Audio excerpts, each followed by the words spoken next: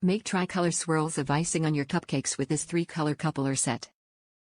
Includes coupler, decorating tips 1M, 1A and 6, 16-inch disposable decorating bags. Color, purple and white coupler, silver decorating tips. Material, plastic and metal. Before, first and after each use, wash coupler and tips in warm, soapy water. Brighten up your cupcakes with rainbow icing swirls using the Wilton Color Swirl. This 3-color coupler lets you pipe 3 different shades of icing at once. Includes the tricolor icing coupler, 1M and 1A icing tips and disposable piping bags. Top reviews from the United States. Works perfectly.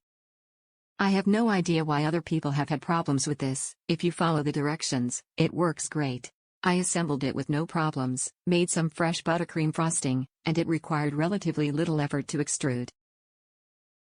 The directions tell you to assemble the device with the bags before you put any frosting in them and make sure that the 3 nozzles are keyed together correctly, otherwise, the threads don't line up and I doubt that they will even fit together flush like they are supposed to. I feel like store-bought icing is too viscous to be used with this device. I've always found those very difficult to work with in general.